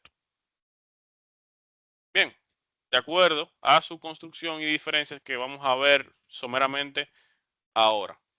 Pero nos vamos a enfocar ya a más profundidad en los BJT. Bien, y se darán cuenta el por qué.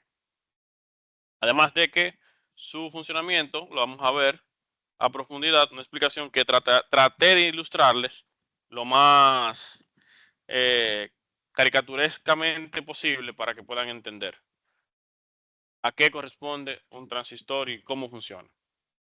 Vamos allá. Antes de el transistor se puede también definir como un interruptor.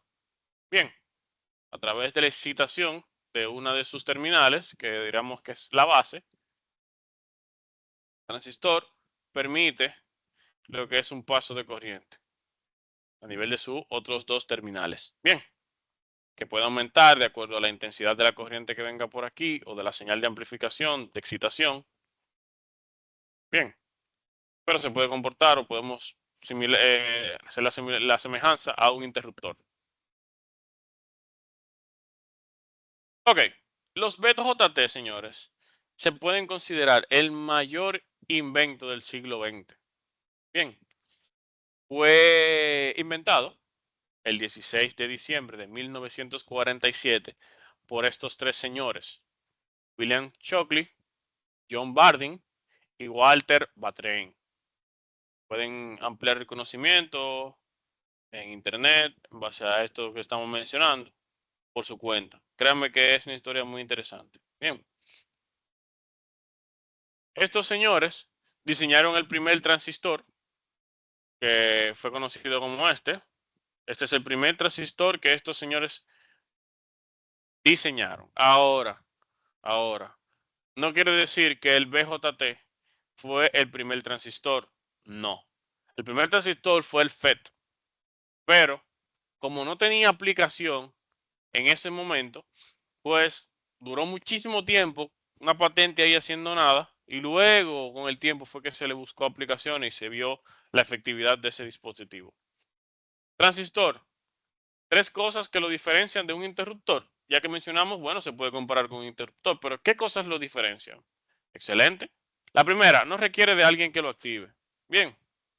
Puede depender de simplemente la variación de una señal que tenga otro segmento de algún circuito. Bien. Puede activarse y desactivarse relativamente o increíblemente rápido. Eso es una característica que lo diferencia de un switch o interruptor. Podríamos decir, ok, profesor, ¿y qué lo diferencia de un relé, que es un interruptor, que se excita con una señal? Excelente, el tiempo.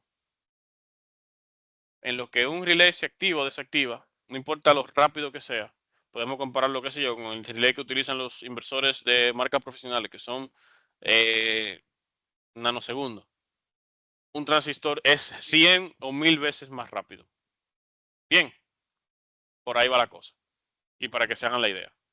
Además de que son de tamaños absurdamente reducidos.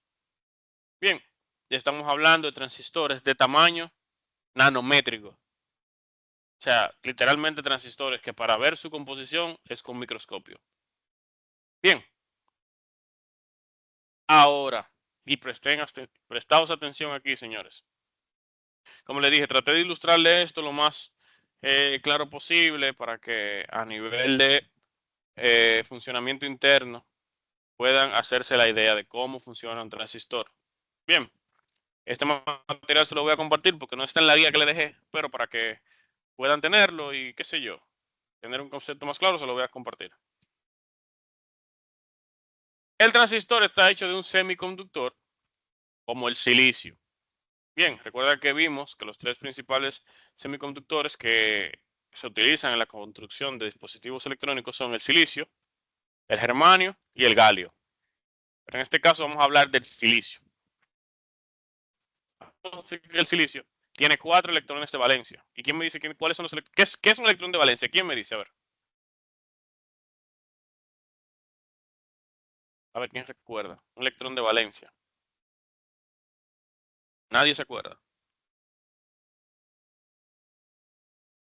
Nadie se acuerda.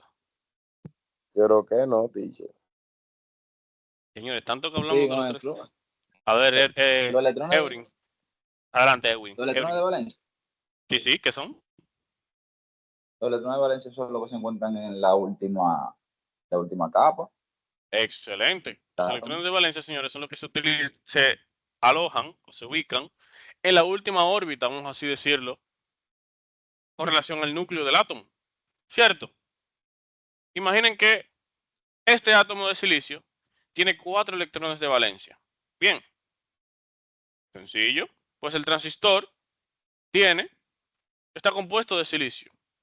Bien, son muchos átomos de silicio alojados o aglomerados, uno entre otros. Imaginemos que este átomo de silicio tiene un átomo de silicio aquí, uno aquí, y uno aquí, y uno aquí.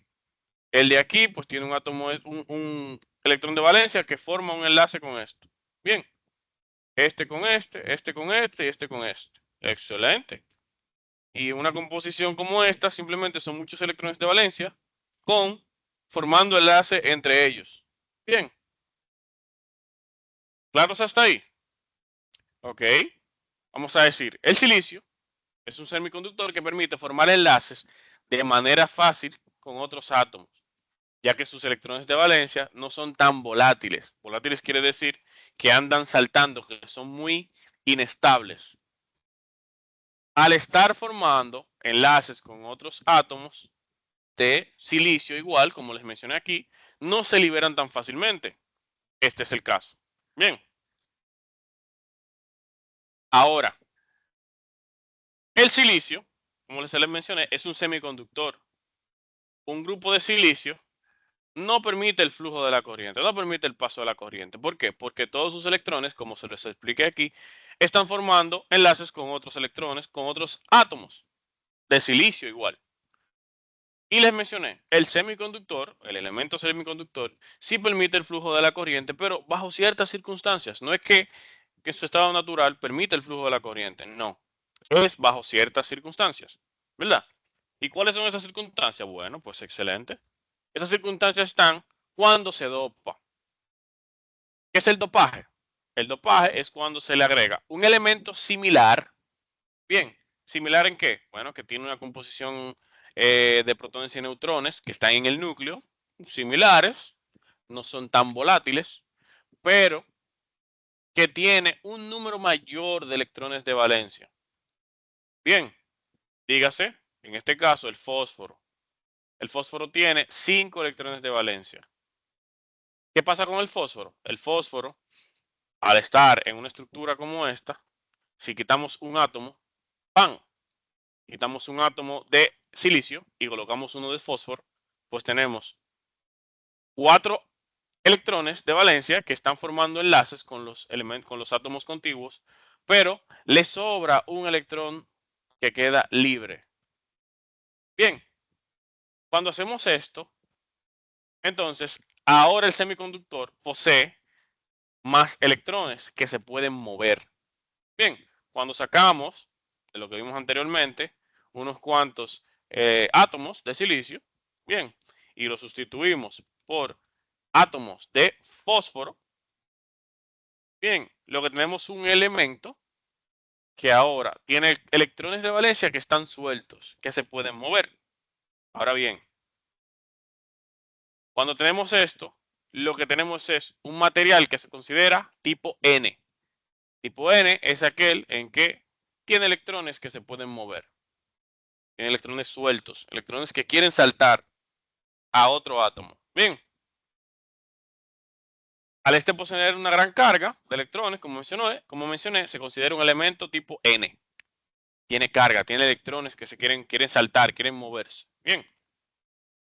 Contrario a esto, para un transistor necesitamos un elemento N y un elemento P, que fue lo que vimos aquí arriba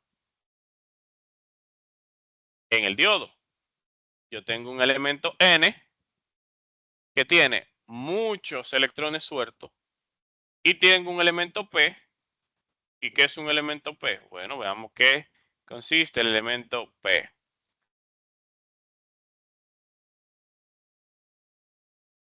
Ok.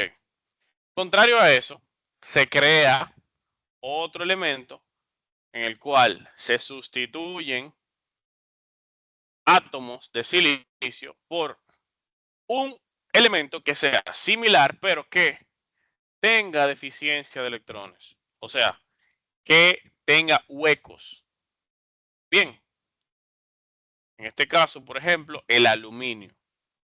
Se sustituyen muchos o algunos átomos de silicio por átomos de aluminio.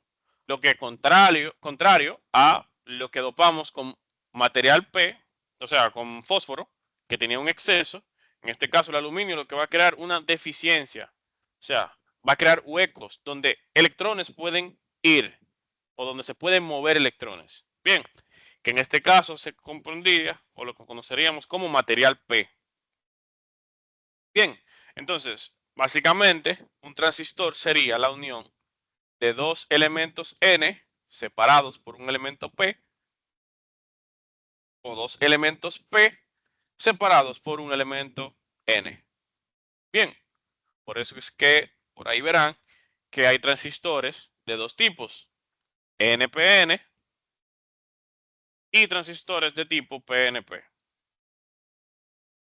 ¿Preguntas hasta ahí, señores? Todavía no hemos terminado, pero necesito que preguntas hasta ahí, hasta este punto.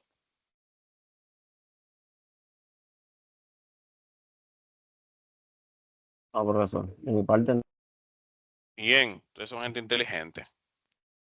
Entonces, continuemos. Ahora bien, el transistor, esos elementos tienen un nombre físicamente, a nivel de su construcción física. Si es tipo NPN, pues en el transistor hay un emisor, hay un terminal que es base y un terminal que es colector. Bien, usted dirá, maestro, ¿cuáles de aquí son transistor, base, colector y emisor? No sé, porque tengo que ver el pinout de este, pero hay una base, hay un transmisor, un colector y un emisor. Bien, que básicamente son o elementos N o elementos P en la configuración que vimos hace un momentito. Bien, Entonces, ahora veamos. ¿Cómo pasa un transistor de no conducir corriente entre sus elementos a básicamente conducir corriente? Excelente. Cuando tenemos un material de tipo NPN, eso quiere decir que de un lado tenemos un material que está cargado de muchos electrones. Bien, uno en el centro que tiene escasez, o sea, tiene huecos donde pueden moverse electrones. Y al otro lado también otro material tipo N que también tiene escasez.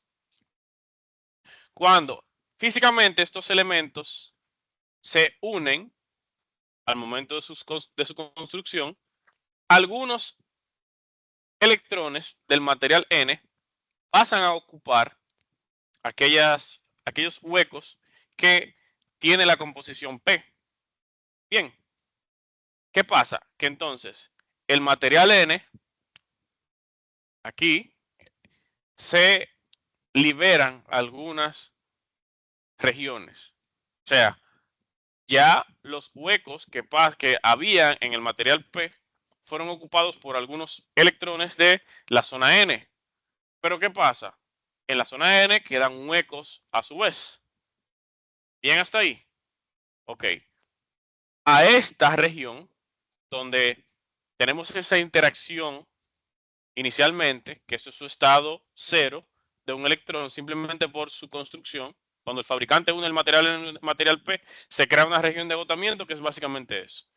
Los electrones de una región N pasan a los huecos que tiene la región P y se crean huecos en la región N. Bien, entonces tenemos tres elementos que más o menos balancean lo que son los huecos y espacios ocupados, por decirlo así. Bien, esto actúa, vamos a decirlo, como una barrera y no fluye la corriente. Ahora bien, cuando a la base, que generalmente es la región intermedia, se le aplica una corriente, ¿qué pasa?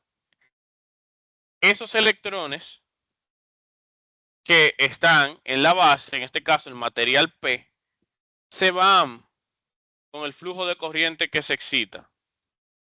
Lo que hace que en toda esta área se creen huecos. O sea, estos electrones que aquí en el material P pasaron de N, de los material N, se escapen a través del flujo de corriente. Lo que crea una cadena entre esos elementos de huecos que permite que la corriente que venga de una fuente circule a través de estos elementos. Simplemente con la excitación que se le creó a la base, que generó que los electrones de aquí escapen. Bien, lo que permite el flujo de corriente a través de dichos materiales, que entonces ayuda a pasar el transistor de un estado 0 a un estado 1, que es de conducción eléctrica. Preguntas, señores. Extenso, cansón. ¿Comprendieron por lo menos?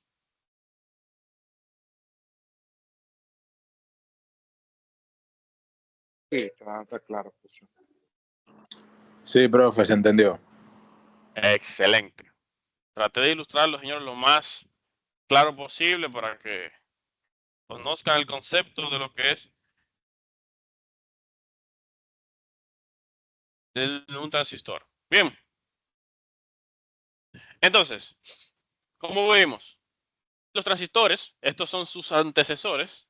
Bien, desde el primero que vimos que se construyeron hasta estos, que venían en un tubo de vacío. Bien, absolutamente grandísimos. Imagínense que esto era una computadora comprendido con varios transistores, cientos de transistores como estos, que tenían que disponerse en habitaciones inmensamente grandes. Bien, y que básicamente esas computadoras cuando mucho tenían capacidad de megas. Bien. Y los procesadores o computadoras modernas que básicamente caben en la palma de una mano, como es una Raspberry Pi, que se compone por millones y millones y millones de esos transistores. Y usted dirá, maestro, ¿y por qué usted lleva de transistor me lleva a computadora?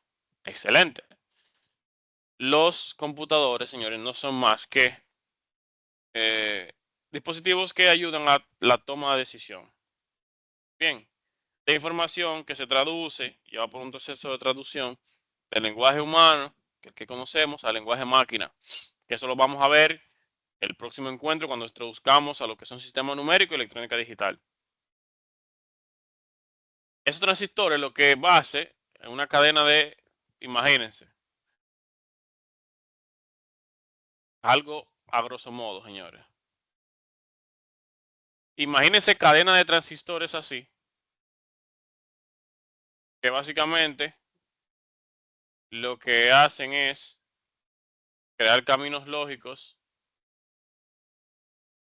Imagínense que por aquí son entradas de múltiples transistores que dan salidas, que lo que hace es crear caminos para hacer cálculos.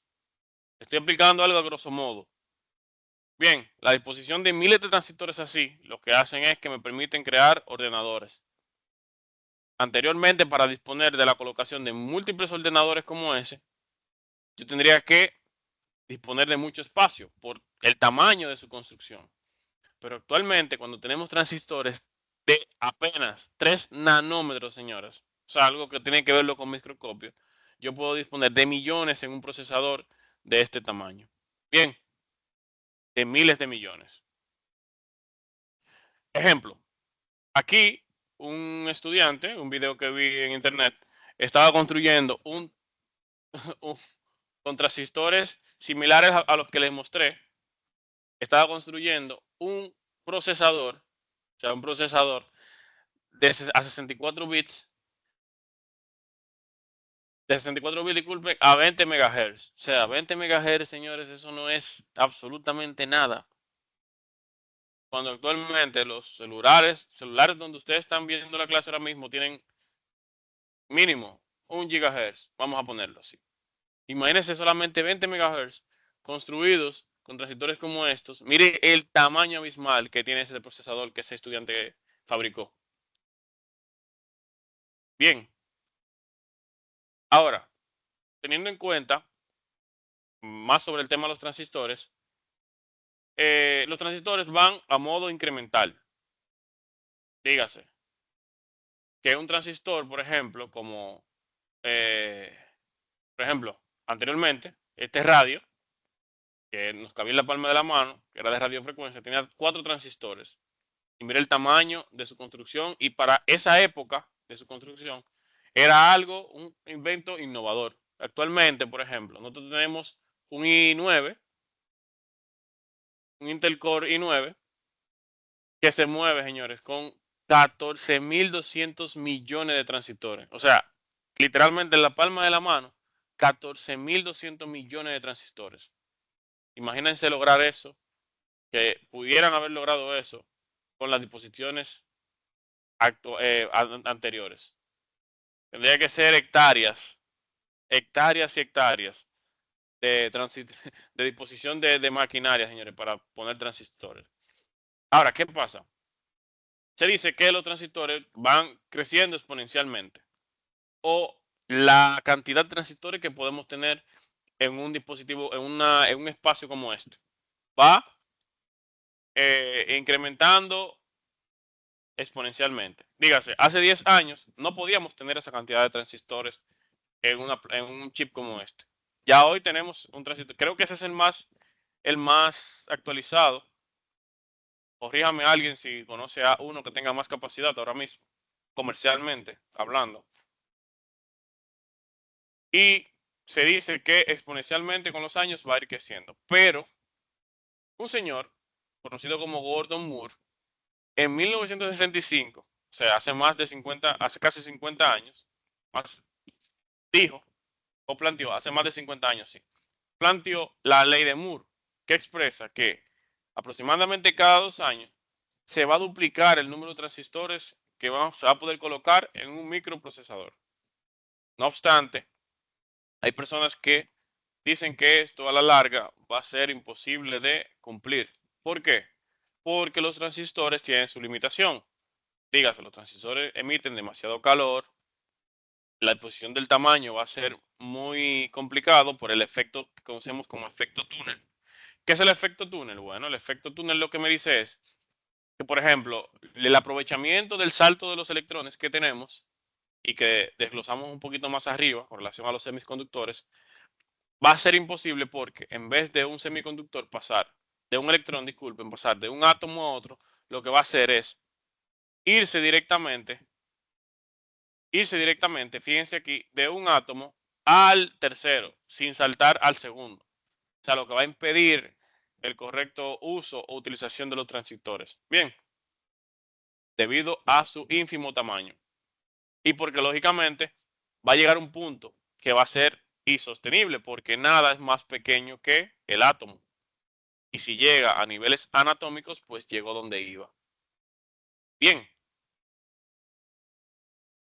Entonces, señores, ya para concluir, el otro tipo de transistores son los FET.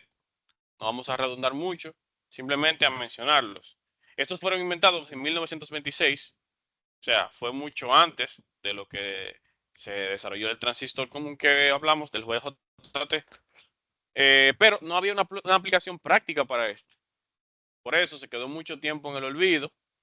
Este lo patenizó el científico eléctrico, el eléctrico austrohúngaro Julius Edgar Lilienfeld. Sus siglas refieren al transistor de efecto de campo, de unión de campo. Su variante están los MOSFET, que son básicamente gran utilizados en la construcción de inversores que nosotros comúnmente conocemos. Bien.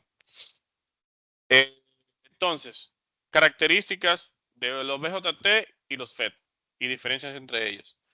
BJT regulan corriente. Bien, los FET regulan voltaje. Los BJT vienen libres de estáticas. Los FET consumen menos corriente. Pero los FET causan más ruido y podríamos decir que, menos ruido y generan menos calor. Bien, diferencias entre uno y otro. Pueden ampliar aún mucho más en Internet, en muchos. Y ya por último, señores, están los famosos circuitos integrados. Los circuitos integrados, también conocidos como chip o microchip, son dispositivos electrónicos que contienen una gran cantidad de componentes y circuitos electrónicos en un solo sustrato. Dígase, los circuitos integrados son la unión o la simplificación de un circuito. Dígase, un circuito integrado usted puede encontrar simplemente un circuito resistivo. ¿Por qué? Porque hay disposición de resistencias nanométricas como esta, o mucho más pequeñas, o dentro disposición de diodos, de resistencia, de capacitores, que fungen o desempeñan una función en específico. Vamos a ampliar de circuitos integrados un poquito más adelante cuando entremos a electrónica digital. Existen tres tipos de circuitos integrados, a grosso modo, o grupos, de acuerdo a su estructura y funcionalidad. Disculpen. Son circuitos electrónicos integrados analógicos, circuitos integrados digitales y circuitos integrados mixtos. Dígase, analógicos que trabajan con señales analógicas, digitales con señales digitales y mixtos que trabajan con ambos tipos de señales. Vamos a desglosar un poquito más cuando estemos viendo la parte de electrónica digital. Y ya por último, tengo una pregunta para aquellos que se quieran arriesgar para terminar. Basado en esto y lo que vimos, señores, ¿a dónde usted cree que estaremos de aquí a 10 años en cuanto a avances tecnológicos?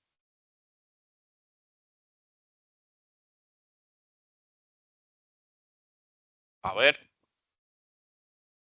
Maestro, ¿me escucha? Sí, adelante, Eugenio. Con transistor en el cerebro. Bueno, según Elon Musk, vamos a eso, señor. Vamos camino a eso. Entonces, señores, no le quito más tiempo. A ver, Charles. Profe, esa pregunta, buenas noches. Sí. Dice, ¿dónde estaremos de aquí a 10 años en cuanto a los avances tecnológicos? Bueno, usted sabe que los grandes, el orden mundial, los grandes millonarios del mundo son los que controlan todo, porque por ejemplo Elon Musk, Big Gates, los billonarios, y ahora que estamos en la inteligencia artificial, en la misma robótica, en la tecnología, todo, según los tutoriales que he visto en YouTube y las investigaciones que están haciendo con respecto a Marte, que mandan robots, van a vender solares. Sí, porque eso es verdad. Van a vender solares, ¿cómo vamos? Porque ya ahora mismo con el Internet de las cosas, que usted con la domótica, que usted tiene su casa y usted tiene unos sensores en los zapatos, en los tenis o en el reloj. Cuando usted entra a la casa se abre la puerta, prende el aire, prende las luces, prende el microondas, prende la nevera. Entonces, dígame. Entonces Sí, es así. estamos avanzando. Desde aquí a allá vamos a ir más lejos. Sí, es así. Va a ser un crecimiento abismal. Recuerden que la tecnología va creciendo de forma exponencial, no lineal. Bien, señores, placer estar con ustedes esta noche. Si no hay ninguna pregunta, si hay alguna pregunta, háganla ahora o callen para siempre. No, pues está todo claro. Pues señores, entonces, en la plataforma les voy a habilitar actividades tanto en la unidad 1, o sea, hay una actividad que falta por habilitarle en la unidad 1 que corresponde a lo que es el cálculo de resistencias. Bien, un ejercicio va a tener varias resistencias ahí con su código de colores para que hagan el cálculo y digan el valor. Bien, y ejercicios que les voy a dejar en la unidad 2 referentes a cálculos de circuitos a nivel de ley de Ohm. O sea, lo que vimos. En el circuito les voy a dejar la resistencia y el voltaje para que calculen la corriente. Les voy a dejar en alguno la corriente y la resistencia para que calculen el voltaje y así sucesivamente.